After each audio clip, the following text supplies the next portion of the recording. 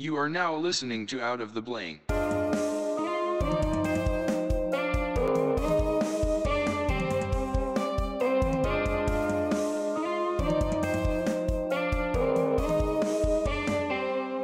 Coming up on this episode of Out of the Blank, we got a local hunter, Sean Peck. What's up, Sean? How's it going, guys? Robbie, thanks for having me on the show. Yeah, it's going pretty good. Just woke up, got my coffee going, and here we are. A beautiful start to the day. All right, so first thing I got to talk about is everybody has this giant controversy over hunting. I mean, well, before we even get into that, what do you do, like, as a job, like, career-wise? All right, yeah, aside from the hunting thing, that's just, honestly, it's like a hobby for me, but I work here in Ocean City. I'm just a maintenance guy, run-of-the-mill blue-collar worker, if you will. And, as stereotypical as that sounds, maintenance guy and hunter in my free time, so that's what I do. So, where do you do maintenance at? You don't have to give the specific. Is it a hotel-type business? It's or like summer rental properties, that kind of just weekly rental, property maintenance. Something goes down, I go fix it. Obviously, being in the Ocean City area, it's all seasonal mostly. So, do you have any passionate things that you're trying to pursue, career-wise? You're not going to stay in maintenance, obviously, but yeah. At the end of the day, I don't want to blend so much a career in hunting per se, or even the outdoors. Just because I've heard guys, they'll kind of resent their work and then kind of get out of hunting because of that, because I really do love it. That's my passion. So for now, it works. It pays the bills and gets me out into the wilderness. I mean, yeah. Did that forgetting on the hunting subject?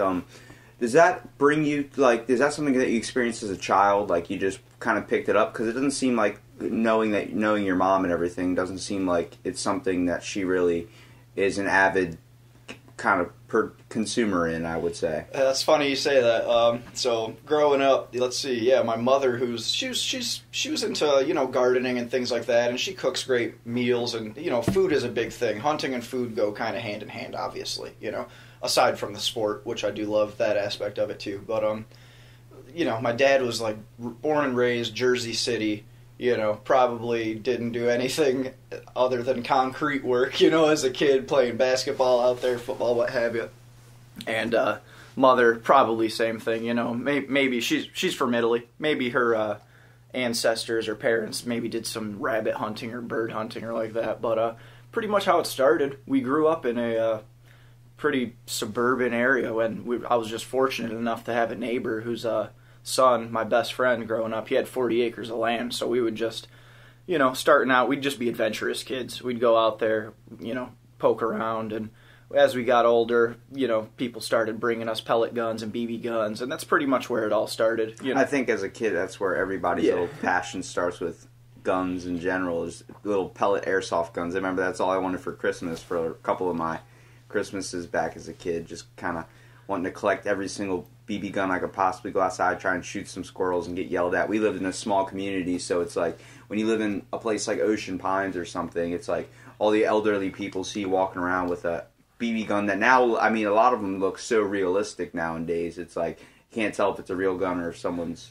you hear about all the time people robbing liquor stores and stuff with fake little airsoft guns. It's like, yeah, how real do we want to make it look like? You know what I mean? But video games, that's a big role for me in that one. But when it comes to hunting, I always look at the idea aspect of, what the person usually wears. The stereotypical hunter, you would say, when it comes to all camo and, always putting a dip in and, that type. And you're not really that type. I mean, you're more relaxed, chill type vibe, kind of someone that dresses like me, even though I'm more of a, I don't know what you would say, I wouldn't really have an outlet in any way besides going to the gym, but right. It's just when you think about hunters, you think about, there's two types. There's the ones that are always kind of, farm bred, kind of they're out on the land, working out in country type deal, giant cowboy hats and all that type stuff, and then you're looking at another whole aspect of people that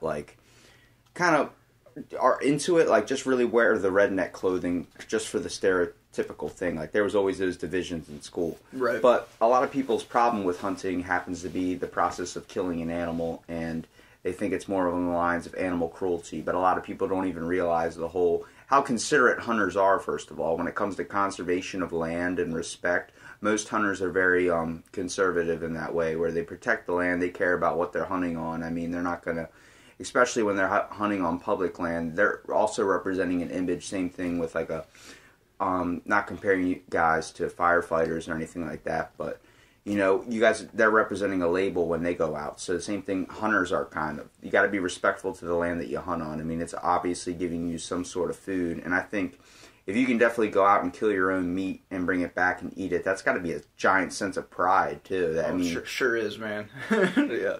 Do you fall on the lines more of hunting like deer? Like, give me a list of the type of stuff you've hunted. Well, all right. Honestly, like I've tried, I've dabbled in a bunch of things, but as for my summer work routine, you know, summer's a good time to like be out fishing, and which I do love doing that too. But I'm not super huge into that. Obviously, I work a lot, but I'll do deer hunting in the fall. That's for meat, and obviously like antlers. That's the thing. Another thing, part of it, the sport in hunting is awesome. As much as, you know, at the end of the day, you get, you know, a 40 to 70 pound bag of meat as a bonus. Like, come on, you can't beat that, really. You know? Yeah, stocking your fridge up, man. And that'll run through the fall. In the winter time, I like to do a little bit of predator control for foxes and coyotes. Speaking of foxes, we have one sitting on this table that you have brought me as a... He's not alive, don't worry, guys. Yeah. So exactly, I mean, this... really, I've seen foxes in Ocean City, like, at a distance, obviously. I have this one story. I was sitting on a curb at, like, 2 in the morning. Just got done skating, so I was taking a little bit of a break. And I thought it was a cat.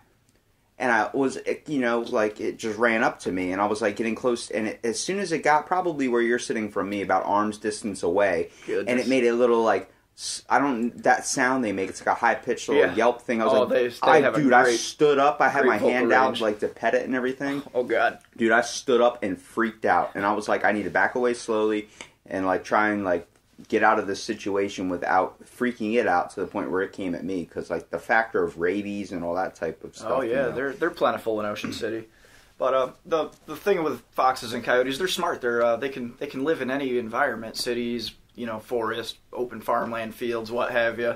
I got this guy over at a buddy's farm.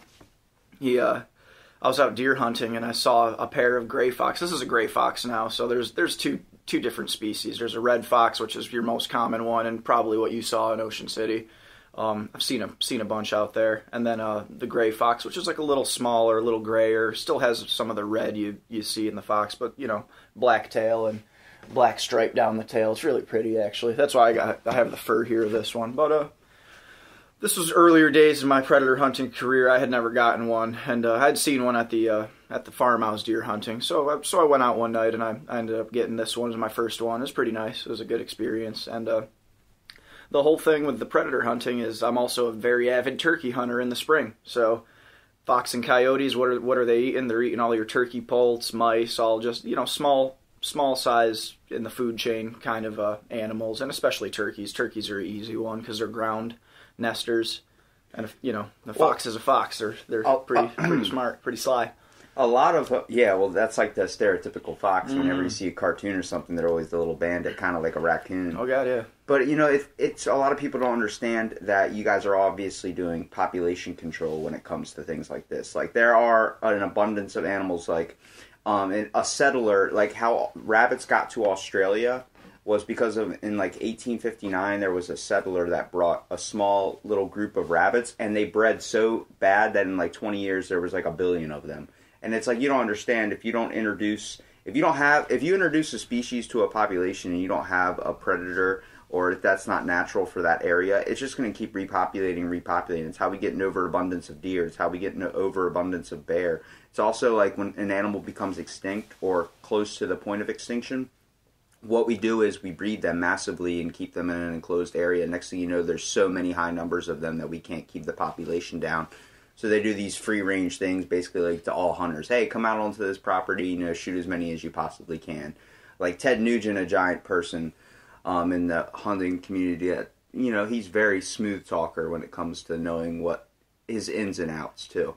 But when it comes to, he has his own private land. He's built his own forest, basically. He planted trees back in like 65, and Now that he hunts on his property whenever he wants, it's enclosed and everything. And the only reason for that is he hunts the deer, hunts the fish there, keeps the population. He's very respectful for when it comes to that. And people think of that as animal cruelty because you're keeping them locked up. It's like, you got to understand that overpopulation with a lot of these animals in certain areas is our fault as well, because we try and reintroduce and repopulate with them. Or not like us repopulating with them, but, try and get them past the point if they get close to the point of extinction. And so when it comes to hunters being assigned like, hey, open range, this is open season for whatever this is because we have too many of it, and people think of that as like, oh, you're killing all of them. It's like, no, we're keeping the population down so they're not making another animal breed go extinct, because it seems every single problem that happens in this world is more like a man-made problem. Sure, and especially nowadays, like hunting, you're not, like I said, it's a bonus. You're getting 70 pounds of, organic, delicious deer meat at the end of the day. But it's a balance. Carrying capacity only is so much here in Maryland, and the deer are outrageous. You get just 1,000-acre tracts of farmland and what have you, and their bag limits are very generous here. So it's just it's. People say hunting, you're going out killing an animal. It's like, it's also not that easy. You're not out there just killing everything every time. You still got to put a lot of work in to do so. Yeah, I believe if you're doing it the correct way, that's why there's proper rules and regulations that our states and all this stuff vary, when it comes to that, because, if you follow those rules and guidelines, you shouldn't have a problem with anything. But the fact that so many people like PETA and, they get all obsessed, and a lot of vegans and stuff like that get kind of a little touchy when it comes to animal cruelty and stuff, but they're looking at more what the news and all the articles play when they say like there's 50,000 cows on a farm somewhere getting shoved and just like have nowhere to move. That's what their mind comes to. Right. They really push their narrative, and obviously if in their perfect world, I guess not a single animal would die, but good luck just eating vegetables the rest of your life and the rest of the population's life, but I mean, you're not just doing it and killing the animal and leaving it there. You're bringing it home, and you're actually benefiting from the meat, which is like a lot of people don't understand. If the sense of pride, first of all, behind that, which I want to talk to you about, but also the fact that it probably feels a hell of a lot times better hunting your own meat, bringing it home, feeding your family or feeding your friends or feeding whoever, yourself, and then going to the store and just picking it up. I mean, what's the difference? You're getting it in a more natural way when people don't even realize, the vegans and all those type of people that go grocery shopping and have a problem with animal hunting, they're more than happy to buy a packet of chicken for themselves rather than understand that that's exactly what they're trying to fight against with the Hunter Association. Exactly. And I mean, honestly, I find it almost like gross. I've been hunting so long, and like, don't get me wrong, it's not that everyone out there that I surround myself with is just eating deer meat and, locally harvested meat in general. Like, I'll still buy chicken and everything, but sense of accomplishment, yeah. People say, oh, you're out there killing animals. 99.99% of the time, you're sitting and basking in nature. Like, I've seen things most people haven't seen, and like maybe Nat Geo has covered on television, and people go, oh, wow, that's like a Wednesday morning for me during deer season. Is there any specific examples you can really give me on like a certain moment that you kind of had in nature? Like I like to call it transcendental moment, more like a moment of clarity where this is a wonderful part of life. Well, that would, all right, I'll put that right at the moment of, say, I touch off an arrow, okay? Because you spend all this time all season spending, scouting and looking for the spots where these deer are, setting up your stand location, and finally, lo and behold, here comes a nice 8-point buck, 11 yards away on the ground. Everything's perfect. You set the arrow off, then it goes. You see this deer run, expire about 30 seconds later. Right after that, just a wash of, not emotion, but just relief, and everything kind of comes over you, And that's a beautiful thing of it. Just like, wow, I got this beautiful trophy, and I got this massive amount of meat. Now let me do more work to get this thing out of here and turn it into meat. You know what I mean? And that's actually a lot of problems with a lot of hunters is, not a lot of them, but, the inconsiderate ones that just kill the thing and then leave it there. It's like, nobody's benefiting from that. If you're willing to kill the animal and then take the time to clean it, dress it, do whatever you have to do and kind of haul it out of there, that's the real work right there. A lot of people don't even understand that. And a lot of the times you guys go out on these trips, you guys don't even realize that you're sitting out there in all these terrible weather conditions, depending on when you go, like early in the morning, you know, and you don't catch anything. Sometimes you go home empty-handed. It's like there's a good part and a bad part about that. Bad part is you didn't get anything. Good part is you don't have to lug anything home, and you just got your stuff. Yeah, it's a balance, man. As for that, it's just, we'll go back to like the public eye of the hunter. You know, like a lot of people just think they're a bunch of rednecks and ding-a-ding-dong, shooting animals and killing them, yada yada. No, like nowadays, luckily, there's kind of a shift in the view somewhat towards, like people going out and just getting their own sustainable meats and organic deer meat, if you will. That's kind of the end of the spectrum I'm on. Like you said, I'm not really dressed like, I don't dress in... You just do it for fun, man. Yeah. I mean, it's like a lifestyle for me now. And, I tell like a lot of people, if you're into the outdoors and into cooking, like, why not hunt? Like, that's the way to go. You get your own stuff from start to finish. Like, now, when you go on these hunting trips, do you prefer to do it all in one day, or do you prefer to kind of camp out and kind of have like a hunting session? Oh, yeah, it depends. Deer specifically, like, I'll go out of state to hunt deer, and that's usually about a week-long process. And not to be picky, but I'll pass up. They say don't pass up what you shoot on the last day. Don't pass it up on the first day. But I'll be picky and just kind of wait towards the end. If I don't find what I'm looking for, to get to stock up on meat. Probably about 2 deer in New York, and then maybe a deer or 2 down in Maryland too. So a lot of times when you see people that grow up in the lifestyle of hunting and everything, it's more of like a childhood imprinting, like either when it comes with friends or when it comes to the focus of like dealing with like family. It's a connection, it's a bond. You're not just being in 100%. You're not even bonding really with your friends, you're bonding with nature as well. Oh yeah. And a lot of people totally miss out on that. Like sometimes, like instead of doing meditation or something, somebody that goes out, just to feel like be out in nature, live like kind of in the elements. Like there's 2 types of people back in the old days where we were hunters and gatherers. I mean, it really depends on what you want to do. And we're kind of all closed off, living in our homes more like with our electric and where we feel kind of comfortable. Obviously, it's not bad to be in here sometimes, especially when you feel like crap. But at the same time, it's like we're totally missing the sensations and aspects of life that are so beautiful. Certainly. When it comes to just senses and everything like that, you don't want to be completely closed off into the world. That's what kind of I fall back on a little bit with technology. I believe it is advancing in a good way, but it's also like I don't want to be too advanced to the point where I'm totally missing, the sensations of walking outside and feeling the nice cold air, or feeling, the trees sway. It's something that we really don't take time to realize when we're all moving around so quick. Sure, and I mean it's 2019 now. Like even the modern hunter still has a lot of comforts at home, but like you said,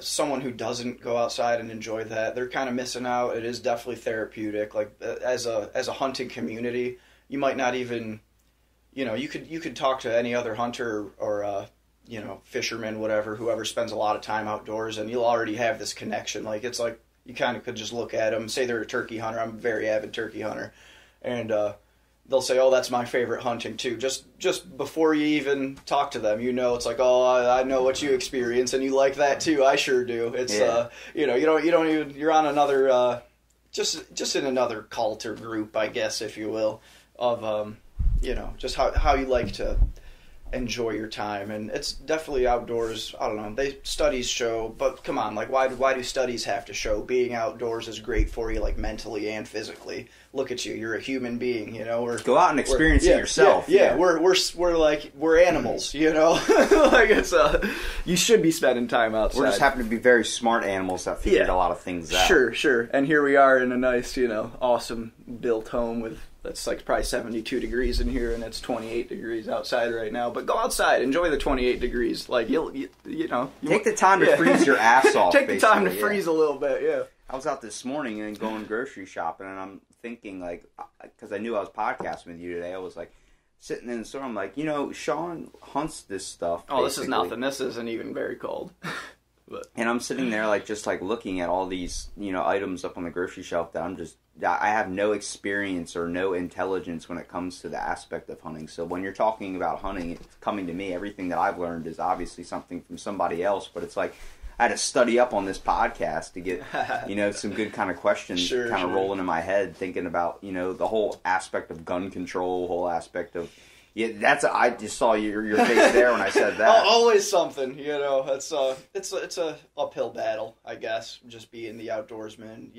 We're relying on firearms. Sure, you could use a bow, but we won't touch on the... Okay, if we take the whole thing, if we take away guns, at the same time, who's going to stop anybody from using a bow to rob a store? Yeah, that's going to be a lot more difficult at the same time. Sharpened sticks do a lot of damage, trust me. Back in the day, we were probably using, like, spears and stuff to hurt people. It's like, we wouldn't just go back. And first of all, yes, they're making a lot of guns in this world. I don't know why they keep making them, obviously, because man has a power obsession type deal, but at the same time, they're not stopping any of the, there's always brand new porn coming out. It's like, who's really taking the time to watch all the porn in the world? There's not anybody out there. Everything, man, everything. It's a production type world we live in. Yeah, like society's never gonna stop progressing in any type of way. If we can sell something, we're gonna sell it. If we can build something, we're gonna build it. It's always in that aspect. 100%. I believe a lot of places like Yellowstone Park and all those are natural beauties that, they definitely shouldn't be hunted on just for the factor. But there is some, good aspects that if they could allow hunting in those types of properties, just because population control, like I'm saying, there's obviously a large number of bears there, but it is beautiful sights, If we can have these types of areas where people that don't hunt and kind of want to experience nature can go out and do it that way. 100%, without having the fear of a hunter shooting a gun near them or something like that. If you're a photographer or just out hiking and not comfortable with it. Actually, let me touch on that one thing, too. Here in Maryland, it's on Sundays. You're not allowed to hunt here. And I always thought that was some sort of, like, religious thing. But apparently it's some sort of horse rider foundation that, they lobby against the hunting seasons here to have one day of the public lands and parks just be... just free of hunters, so people on their horses can go out and, enjoy Sunday rides on their horses or whatever. It's probably definitely hard to ride a horse if a gun goes off. It probably freaks them out a little bit. Yeah, and not saying, hunters should obviously know what they're doing out there, but you just can't trust everybody. And a horse kind of is like a deer, but maybe 4 times the size, 5 times the size. Yeah. So, you never know. It's definitely, it's cool that, Maryland has that law because it's kind of understanding both sides of the argument when it comes to hunting and when it comes to guns in general. Everybody's got such a big problems with guns. If we didn't have guns in this world, there'd be no crime. All right, that's not true because everyone always has some dark side to them that they're always, it's always kind of waiting in the wings to come out. But at the same time, you got to focus. Like, I don't know anything about, really the factor of cleaning a gun. I've shot a gun once. I remember the power I felt behind a gun, and it's once you shoot a gun for the first time, you look at all guns differently because the sound it makes, the recoil, everything like that. It's definitely fun when you can sit there and go blam, blam, blam, sit there and certainly fire off some rounds into some clay pigeons or something. But it's there's a giant respect factor you got to kind of get out of it too, understanding that you're not just playing with a toy, you're holding with a weapon. And it all comes down to the individual, obviously too. Like people say, oh, guns are the problem. Guns, no. Take the same gun and give it to 100 different people, you're going to have 100 different reactions and what people experienced with that weapon. Some people say this was nothing. This was it just kind of made a small pop and that was the end of it. Someone's going to be like, oh, this is dangerous to me. It scared the living bejesus out of me. Never touch a gun again. Yeah, never touch a gun again. And some people are going to get that power trip too. Like it's just, it all depends on the person. It's just like in anything. We all got our own little needs and wants in this world. Yeah, for me, it's just a tool. At this rate, a very, very. It's just. They get beat up. People are out there polishing their guns and things. They're covered in mud for me. They got dirt on them. They're just, The whole process, I never wanted to own a gun was for one reason, cleaning it. Because that seems like the biggest pain in the ass to keep that thing maintenance, to make sure you're not... It's not like the old stereotypical grandfather that leaves his rusty shotgun in the shed for all this time and then it uses it once probably in his whole entire life and it doesn't fire because he's never cleaned it once. Just left it sitting on the shelf. I think it's cool when it comes to the aspect of how we've progressed as hunters just because in so many factors, first of all, environmental... And then also, like, the weapons we use. I mean, we went from using like spears, bows, clubs, all these types of things to using, muskets, to using like just to watch the guns kind of progress in a way. It's a little bit of like a beautiful art kind of type deal to see how someone's mind can think. It's like Elon Musk.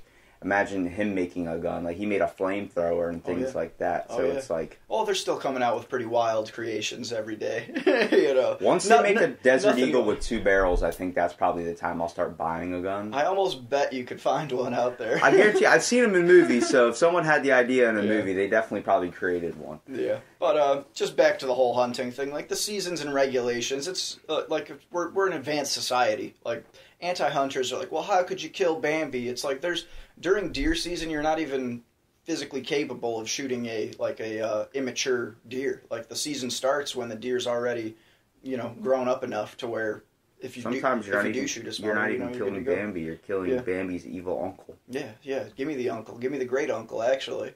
The biggest antlers. Yeah, give me his grandpa. Those moose. They shed their antlers. Yeah. I didn't know that. And it's bone too. So it's like in 6 months you see a full on like bull or something like that with these giant or moose with these giant antlers, and you're like, holy crap! Like, that must have taken him years. That must be an older one. No, that could be a young one too at the same time. I'll touch on that. I was about to bring a shed antler, but honestly, it was tied up. I use them as like rattling. That's like a call. You can try and bring in big bucks with 2, you kind of rub 2 antlers together.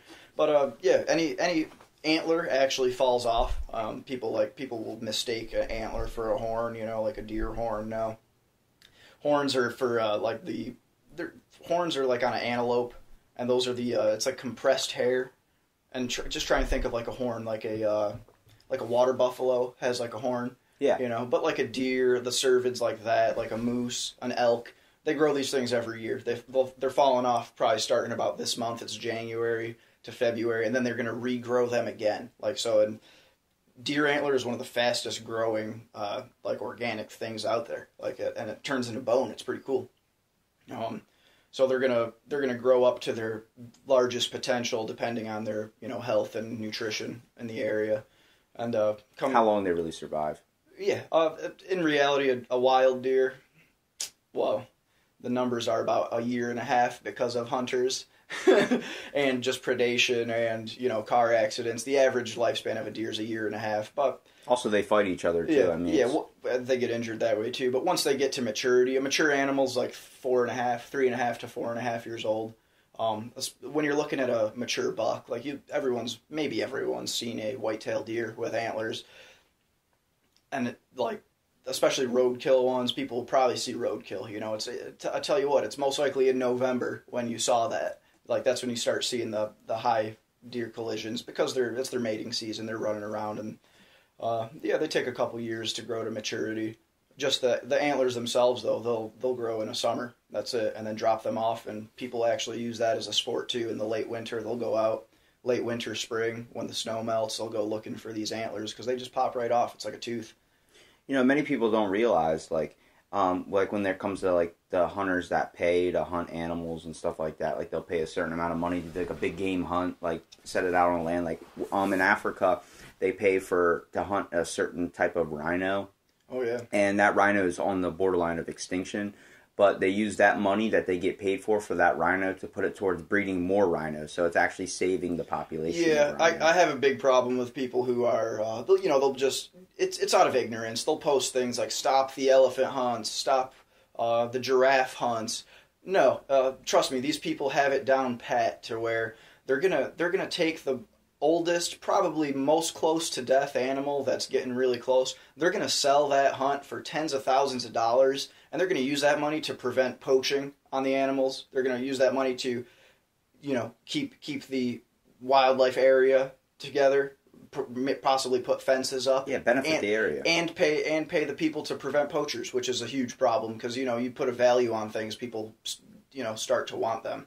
And that's a lot of times we see the upsetting kind of pictures of a rhino with his horn cut off and everything like that. And then they can't mate and they can't breed because they don't have a horn. Yeah, it shouldn't come down to that, but... it's kind of a rough world, and so people are who they are. Obviously, you have your goods and your bads. At the same time, you got to focus on everyone complains, oh, you can't hunt giraffes. It's like, there was a zoo that lost 6 giraffes in a total of a month because they had all these giraffes on one hill, and there were all these lightning strikes, and they just had giraffes getting hit by lightning, like getting exploded. They kept coming up, and like they had like 3 die in a week, and then they had 2 die later. It's like, move the habitat. It's like the dude's like, oh, I don't know what to do. I don't know what's going on. It's a freak accident. It's like, no, you have the tallest object around no trees sitting on this hill. It's like, nobody complains about the zoo messing up in that factor, but everyone will complain if you hunt a couple giraffe. It's like, especially if you go to Africa, you know how populated they are down there? Africa is literally like a giant wild safari. It's literally that's what you think of when you think of Africa, besides maybe starving children or something. But, at the same time, it's like, those people don't have the tools to hunt a lot of they're using a more prehistoric way with spears and stuff like that, and they use guns, obviously, in some places, but that's a giant roaming area. Lions, all these predators and prey type animals. That's the more kind of set back if you look from America to a place like that. Like that's how we used to be. Way past that now. We used to be that kind of cultured in a way where we had animals everywhere, and then we just learned to grow. And like I said, mankind's obsession with building and kind of progressing in a way, we kind of turned this place into the civilization. I mean, if you look. It feels like China's 10 years ahead of us in that factor, People can't even walk around the place. Like, I just realized when you walk into a store and there's like a person that looks like Chinese or something, and if you can tell if they're born and raised here, and you can tell when they're not. And when it comes to them not being here, when they bump into you and don't even say, excuse me, or something like that, that's common law there. Yeah, it's common law there. There's literally so many people there that's how they move around. So you can't stop and apologize to everyone. You just learn that, like, oh, you bump into them, don't take anything from it. But we see that here. People that are raised in not really a heavily populated area, but still, like, we're able to move around kind of freely. I can move my arms around. So we're more apologetic when something like that happens. We're more conscious of that. They're just completely unaware. Like, I'm just going to bump into you. Like, it's a thing. Don't take anything by it. And going out there and realizing that society is, first of all, progressing in so many ways, but we can't be so sensitive to every single subject. It always feels like there's always something on the news when you turn it on. There's always someone having a problem with something, which is always going to happen. But it's like, why do we need to focus on that? Why can't we all just kind of let each other do our own things as long as it's not bothering anybody and doing anything? That's, ignorance is bliss is what they say. And honestly, that's probably the truth. Like, go ahead and turn the news on and tell me that, the crime that happened in, let's see, somewhere in Arizona. How does that doesn't even affect your life? Like, stop putting your energy into thinking like, and protesting here like it's going to do something. They don't even know about you. Just live your life, man, and, when it comes to hunters and anti-hunters, like, it's scientifically proven, and it's just natural. Like, tell me, like, you eat meat. Like, you eat meat, pretty much. Like, that's how it goes. And even if you don't eat meat, you're still killing stuff that... the meat eaters, and you're a human, man. You got these sharp incisor teeth here, to shred through some tasty, delicious venison, and turkey meat too. Don't get me wrong, that's some of the best stuff. A wild turkey. I'm surprised it's not more sought after, but humans are carnivores, even though a lot of people live off these vegan diets and everything. Sure, more power to you. Yeah, but our bodies are meant to get all aspects of nutrition when it comes in that manner. Yeah, and you gotta also focus on, like, when we go back to the whole factor of goods and bads of hunting. Can you name me any of the worst type experiences you've had hunting? Like, just when it comes to, what's the worst animal, I guess you would say, that you don't want to ever hunt? Well, I'm trying to think of it this way. Like, a lot of things you're allowed to hunt. Obviously, there's, like, protected species you cannot hunt, but then again, what are you really going to do with a bald eagle? Probably doesn't taste that good, but probably doesn't taste that bad if you prepare it right either, but that is our, national symbol and all. But when it comes to me personally, I'm talking about, like, for me it would be a bear. I would not want to hunt a bear. Okay, yeah. I mean, but a bear, you can still hunt a bear. It's legal. I mean, just the fear aspect for me, not really like thinking about what's legal or not. As long as you're in your legal means, and that's the thing too. As a hunter, like, I've experienced the habitat on the East Coast of the white-tailed deer. I've experienced the turkey habitat, and they're all different, great aspects. Not so much for bear. So that's something I would want to get into. Not get into, but at least experience one time. Like a bear, like northeastern bear, black bear, something like that, or western Maryland black bear. You know, in the mountains and dense forest and springtime hunting, possibly. A lot of the reason I can't get into hunting is how much you have to be very knowledgeable in what you're hunting. Every animal is different. Every animal's got likes, dislikes. It's just like people. Everybody's different. And you have to put so much into knowing how to hunt a fox compared to knowing how to hunt a deer. Completely different. There's two completely different things. They're attracted to different sounds, different colors, different... What's with the camo thing? I gotta ask. Is that... There's no way that the camo actually works. I mean, if I can still see you... Yeah, okay, so we'll touch on that quick. Like, deer vision isn't all that great. Like, a lot of animals, those for layman's terms, we'll say black and white. But deer actually see more in, like, browns and yellows. They can see UV, like blues, a little better, but think of it this way. They're most active at dusk and dawn. So, like, imagine when the sun is down and, like, in your vision, your very own vision, everything is almost black and white at dusk and dawn. You know, as soon as the sun comes up, so it's black outside. As soon as it starts coming up, all you start seeing is black and white. Sun comes up a little more, then you start seeing the greens, the reds, the colors like that. Mm-hmm. So deer see blues pretty good. You put on a camouflage, you know, back in the day, people didn't wear camouflage. It's kind of just a new thing. But obviously, unless they were all mudded up and wearing sticks and debris from their local vegetation that they're hunting in. But people, you know, our great-grandfathers used to hunt in plaid shirts and like wool pants, black wool pants and a plaid shirt. That was just your typical hunting guard. Yeah, warm, yeah. And they can still see you. It's all about moving. You don't want to move. Like a deer sees, what, almost 360 degrees around their head. So they don't have the sharpest vision, so they're not really going to pick out the leaves that is on your camouflage, but they're going to see you turn your head and flick your arm and go grab your bow, you know, stuff like that. Yeah, you want less movement as possible when you're... Yeah. Turkeys, on the other hand, you know, birds have stellar vision. People swear that even if you blink, they'll run away sometimes, you know, if they get that close to you. And as for predators, I hunt them at nighttime mostly, and they have great vision too. They can see a lot better at night.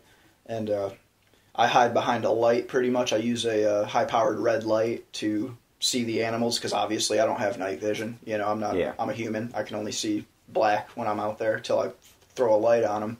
And, you know, the predators get pretty much blinded, if you will. They just see a light and not the human form. So, and like when it comes to smells too, do you ever spray yourself down with scent is huge for the deer and the fox and coyotes.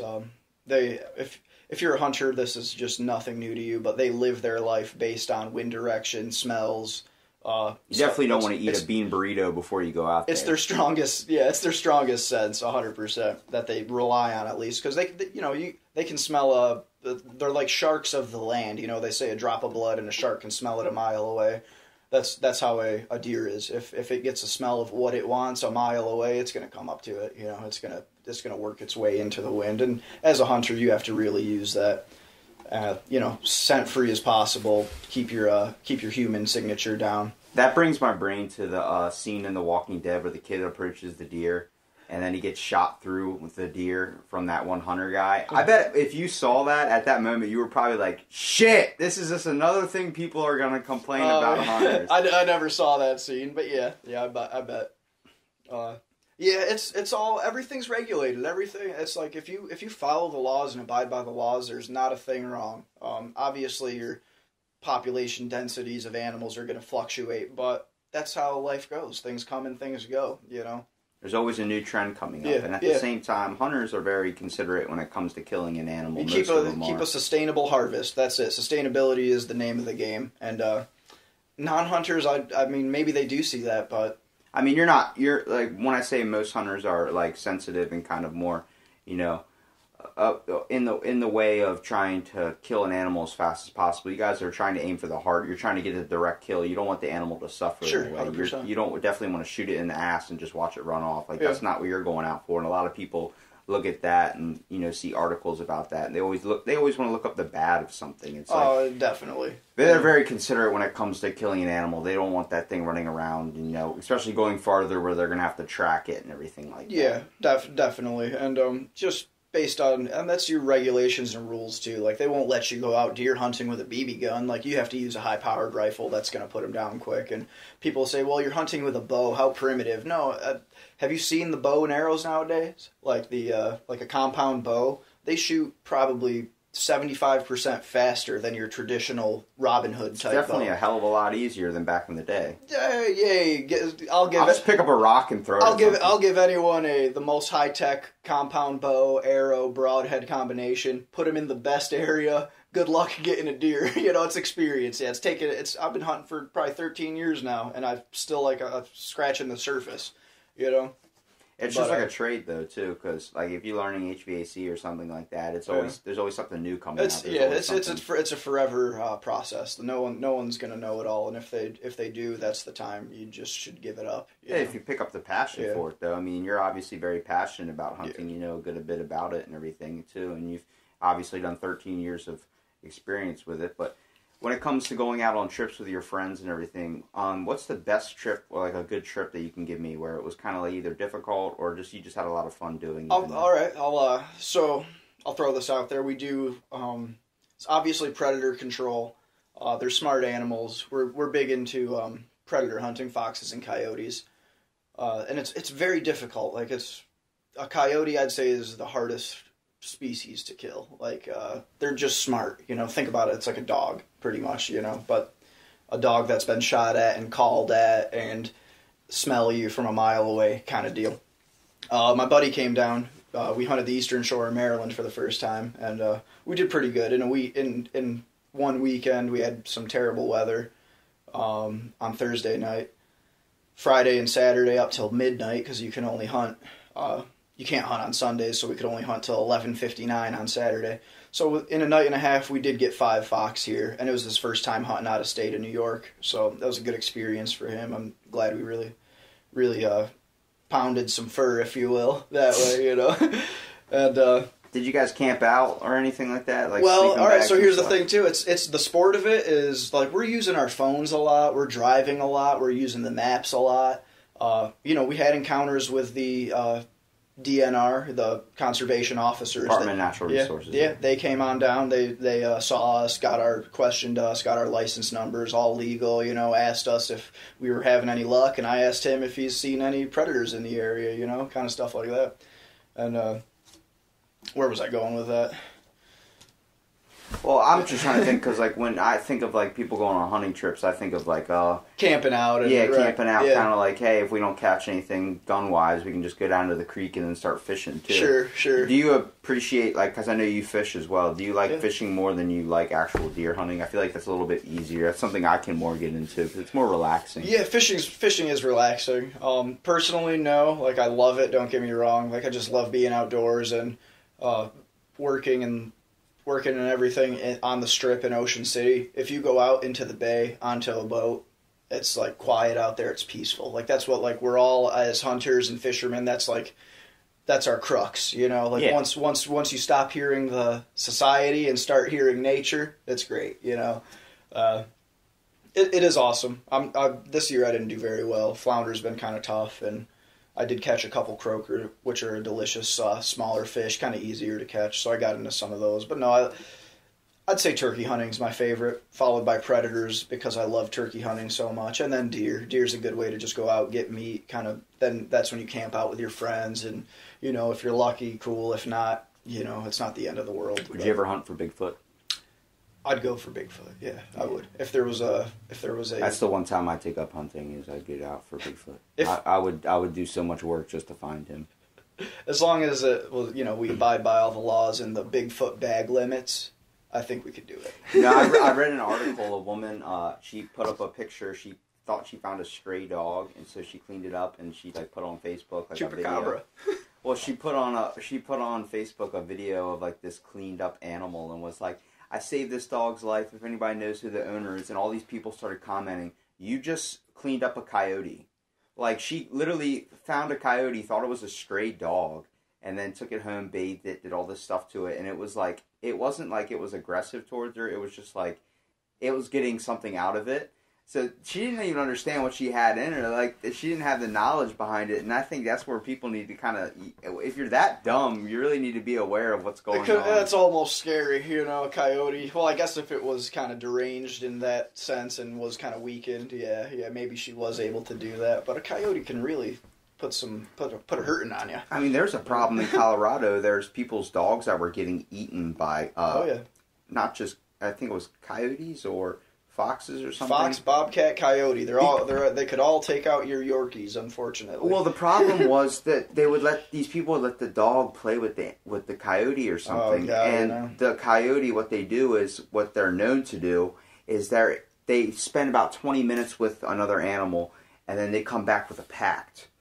And they come back with a group, and then they just single it out and kill it. They kind of determine its weakness in a way. They're always kind of looking at the angle of how do I kill this thing and how do I become the predator here. Yeah, you're just looking for food and survival when you're a coyote. So all these joggers and everything are taking their dog running, let the dog, play with the fox or whatever, and next thing you know, the thing comes back with 30 of them. Next thing you know, your dog's getting eaten. Yep. Especially if you're encroaching. That's another thing. In New York, they put a new development.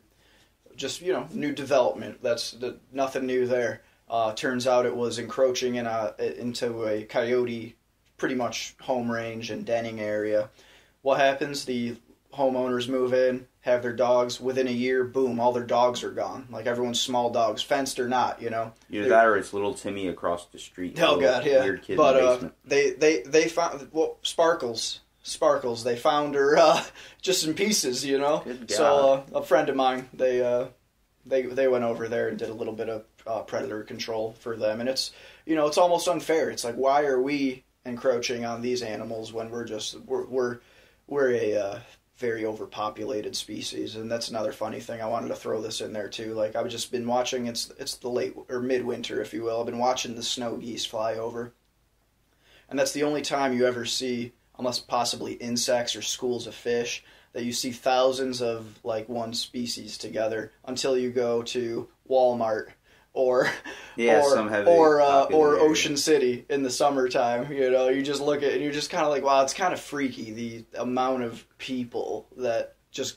like cohabitate. Like, yeah, we do well together, sure, to an extent, but it's crazy how, like, I can see the world in one way and you see it in a completely different way. Like, if I'm looking at geese, I'm like, look at those stupid birds crossing the street, but they cross it in such a smart way. They wait for the lights and they all go in a line knowing you're not going to hit all of them. They just kind of look at you with this sense of entitlement. Like, what are you going to do? You going to hit me? No, you're not. Okay. Only in I'm going to Ocean take my sweet ass time crossing the street, and you're always kind of late to where you're going.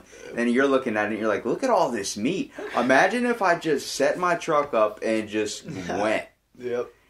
Yeah, that's a funny way to look at things. People see animals for their beauty, and they're just like, "Oh, look, a wild animal." I'm just like, "Look at the walking meat on that one, or flying meat."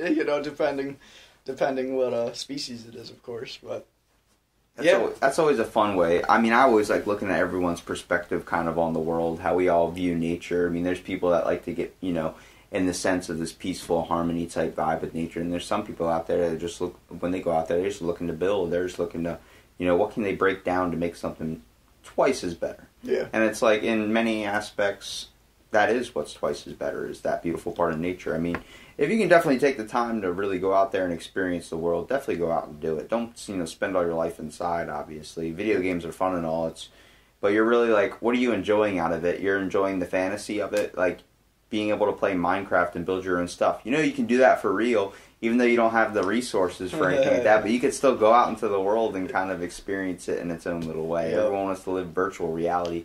I'm good, all right, man? If I want to go to the store, I don't want to do it in a video game. I want to do it for real, where I know it's going to be in my fridge when I go downstairs, not just in a game. Yeah, sounds good, man. Yeah, as an outdoorsman, as an avid hunter, you're working 10 times harder than what it takes to go to the grocery store, pretty much, and that's where we get the enjoyment out of it. That and just every little aspect. When they start making it where I can find Diet Coke outside in nature, then I'll be more than happy to start going hunting. But I'll stick to the store on that one, my friend. You got it. Well, I mean, dude, you definitely give me some things to think about when it comes to that. Is there any?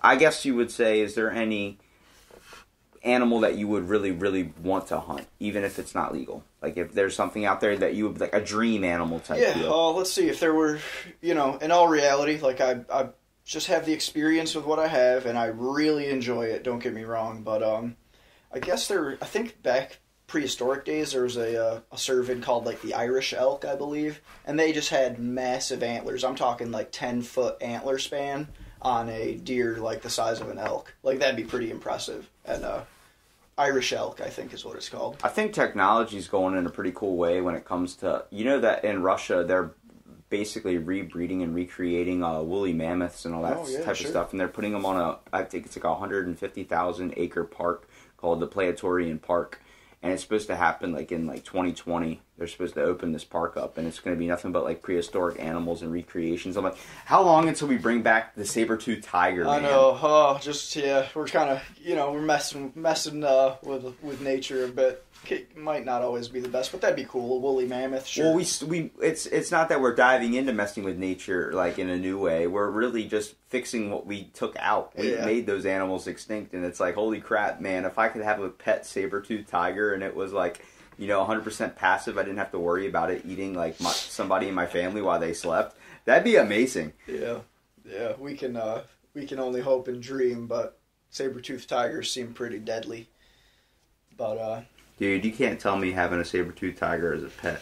Some dude goes, oh, I got a couple pit bulls. All right, I got a saber-toothed tiger, bro. You win. You think you have a guard dog? I have a guard, like, predator cat. Yeah, we're getting real Jurassic Parky now, Imagine having a T-Rex as a pet. Yeah, if they brought him back, shoot. I wonder what those taste like. Dude, he'd go hunting with you. He'd probably be very terrible at it, but... Yeah. No arms, right? Yeah, right. Well, cool. Other than that, yeah, that's pretty much it, man. Just the outlook on life, being a hunter. Like, no one wants to argue, like, being the battle between hunters and anti-hunters. Like, you can have your opinion and I can have mine. Like, I'm not doing anything wrong. You're technically not doing anything wrong. Yeah, let me do what I enjoy to do as a passionate thing. Don't there's no need to put your view in my view. Like, you can feel very upset every time I shoot a deer or a fox or a turkey. But you're going to keep doing it. But I'm going to continue doing it. Yeah. Just so don't worry about me, and I'm not going to worry about you. And honestly, if everyone had that kind of outlook on life, I feel like the world would be a better place, Oh, for sure, man. It's definitely if people can keep their nose in their own business and kind of keep about their way. Not ending it on a mean note, but at the same time, it's like, come on. It's like we're all in this world together. We're all just trying to survive and have fun at the same time. Yeah. So it's like as long as you're doing it in a respectful and legal way, it's a good way to end it. Well, thanks again, Sean, for being on the podcast, and I appreciate you taking the time out of your day this morning to be on. Sure, Robbie. Thanks, man. I really appreciate it.